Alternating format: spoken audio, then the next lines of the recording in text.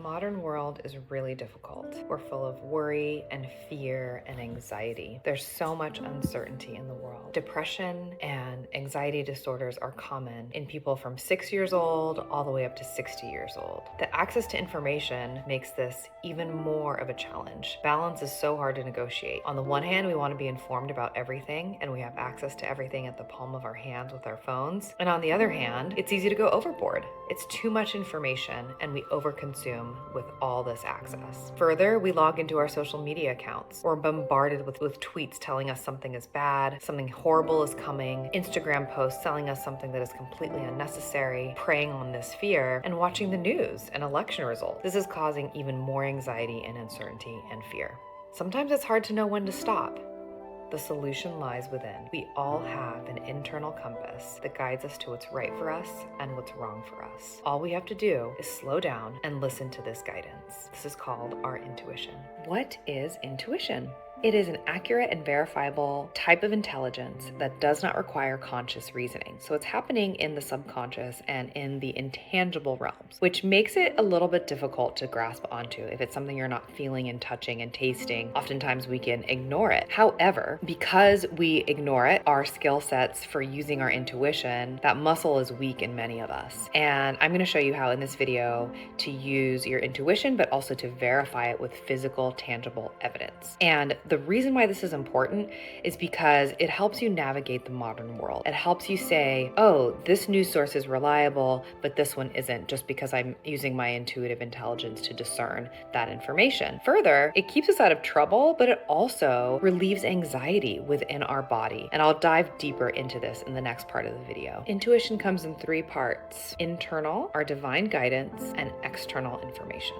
Internal intuition are messages that are being delivered to you. They can come through as goosebumps after someone says something to you, or it can be a clairaudient message that you hear, clairsentient, something that you deeply feel in the body, in different parts or areas. Claircognizant is that deep inner knowing which you know to be true. So you've probably felt this before. Someone says something to you, you see something, and you feel something. You have a response, a resonance, and that is your intuitive internal intelligence speaking to you. The next part of our intuitive intelligence is our connection with the divine. And I consider our higher self as a part of that, as well as our spirit guides. And I'll show you later on how to connect to all these parts of yourself. But this is that divine wisdom that sees the larger, greater picture of things that we may not see here being on planet Earth in ordinary reality. This is something that is the highest version of us. When we always take the high road, it's because we're connecting to that divine part of ourselves that sees that bigger picture. This is a part of ourselves that provides best life experience. It's aligned to our soul's path. It's really that amazing divine wisdom, and it really creates balance to the anxiety and stress of every day. The last part of our intuitive intelligence is the physical, what we see on the outside. It's very tangible. It can be a person, place, or thing. It can be a song that you hear that's been playing in your head for 3 days, and then you walk into that store and that song's playing magically. That's that validation externally that we need as humans to verify something we've been experiencing or messages we've been receiving. So I love to include that as part of our intuition because we do need that tangible evidence.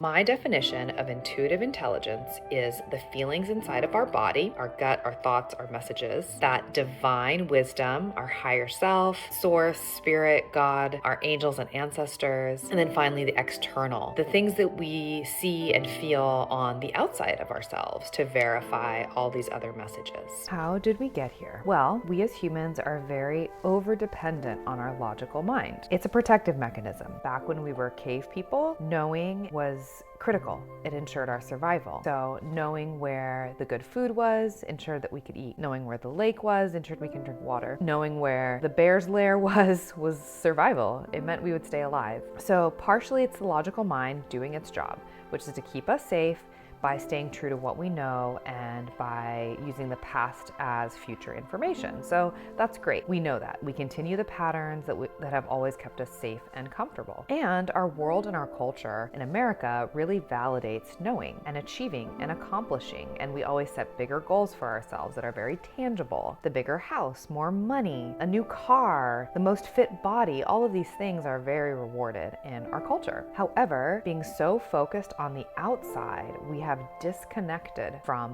what's inside, the inner guide, our inner voices that are really helping us and our allies and support. This overdependence on the tangible has made us sick. It's caused such an imbalance that we're moving into more disease and stress to the max. In fact, massive increases in cancers are expected to occur in this year, 2024. Things like preventable heart disease as the #1 killer and imbalanced mental health. All of these things are detrimental to our health, but could be prevented, could be mitigated through balance, through accessing these other parts of ourselves. And especially because we're evolving into super conscious beings. We're no longer held by just the physical. We can access and transcend that logical mind and get into the other realms, the spiritual side of us, the emotional side of us, and the things that used to be taboo. So since we no longer have to worry about animals killing us and eating us, we can redirect all of that energy into evolving and mastering the mind, because the mind is meant to be mastered. It's not in control of you. You are in control of it. You use it as a tool. What I'm going to teach you is really accessing your intuition, your internal messages and guidance, the higher divine guidance, and then using the external as validation of all of this. How do we get back to listening to our intuition? Slowing down. This is so key.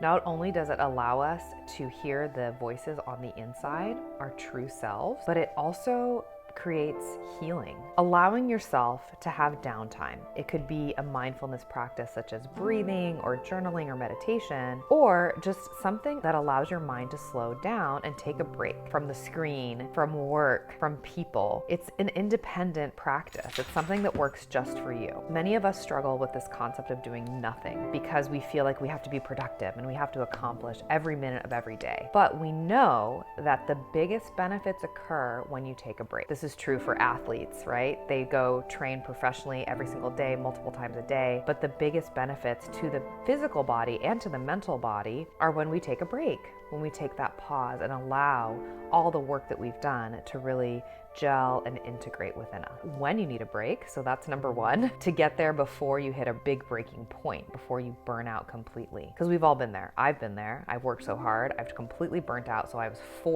was on my back because I got sick with a cold, or I was physically depleted. So my body was telling me it's time.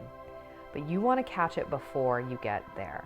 That's the key. So knowing your energetic boundary and giving yourself those breaks. I mean, the best way to do it is just to build in a break every day, every week, so that we don't have to wait and get forced to take a break. And then once you have that knowledge, you know how much time you can spend accomplishing and working and being in that yang energy before you need to balance it out with the yin, the passive energy, the pause, the receptivity. Really understanding yourself and getting to know yourself in that way is really important, not only for our physical self, but our spirit, our mind, our mental health, our emotional health. All of these things work under the same principle. It's a universal law. Everything that we put out, we receive. It's the same concept. That's how we stay in balance, is when we work this much, we have to give it this much rest. So really looking at that for yourself and standing by it and committing to yourself, because this is how you will avoid stress and worry and anxiety while also connecting to all parts of yourself. Here are some practices you can do to slow down. So this is a very special thing that many researchers have looked into, but even the ancient yogis knew this. Ancient people would link up mantra with breath pattern, and it's actually the same as what these researchers have found nowadays, which is 5.5 breaths per minute. That slow pace calms the mind, calms the nervous system, but aligns and heals the body. There's also been lots of studies about clinical evidence for the use of yogic breathing that I'm describing to treat depression, anxiety, PTSD, and for victims of mass disasters, which we all are because we went through a pandemic. That's a mass disaster. So inducing this kind of stress resilience breath, it enables us to rapidly and compassionately relieve many forms of suffering. And I'll link to that study down below. So this is a very easy thing to do. 5 breaths, takes 1 minute exactly. And changes the course of your day. When you slow down your breath, you'll start to notice different things. When you get really slow, you can access the intuition. That's because intuition moves at a slower pace than our day-to-day life does. And so that's why it's very easy to miss. It's a quiet, soft voice or feeling or nudge, and it allows you to tap into that outside realm, bigger perspective knowledge. Once you are slow enough to receive that information, you'll see that it comes, and this is amazing. This is so great, and this is something you should write down in your journal. I like to bring questions forward and just allow the answers to come through this method. So slow and deep breathing is a great way to start. Next up is our divine intelligence. This is part of our intuitive intelligence because to me, this is information that comes from parts of us that we're connected to. We're all connected to source, divine, spirit, God. We're all divine. We're all spiritual beings. And it's important to know that part of that connection means that we can use it as a resource. Sometimes some parts of our intuition is purely ours, purely internal. And then other parts get verified or are connected to source. And I think it's super important to connect to source however you want to do it. I connect with spirit guides. They are my guardians, they're angels, ancestors, other beings that have been with me since I arrived here. You can find lots of people that are healers or connected like I am to help you with that. However, it's always really important for you to create your own relationship to your guides, to God, source, spirit, whatever you want to call it. And the reason is this is your personal connection. Anyone that you speak to may put a filter on the information. And so it's really important that you create it so that you know it's authentic and true to you. And we all have our own cosmology as well.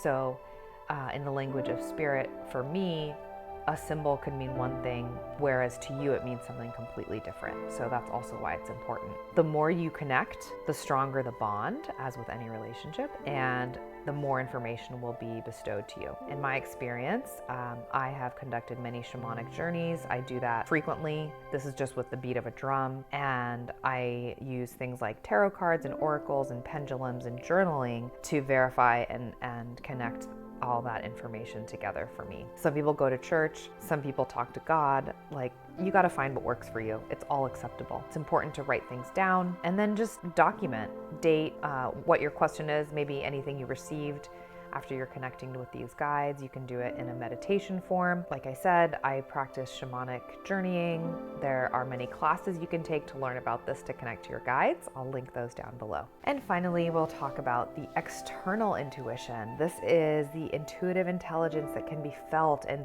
seen and heard and touched and tasted. And I like to think of this as the tangible evidence that your intent and your divine guidance is speaking to you.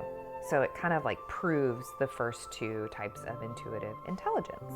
It could be seeing patterns, it could be seeing angel numbers, as people call them, like 444, 111, or sometimes you receive a message through another person. They'll say something that really resonates with you and it stops you in your tracks. And that's, to me, very much confirmation of a message or a guide that's trying to connect with you. So I think it's important to include this in the intuition conversation because this is a co-creation that we're here on this planet with the divine, with our physical allies.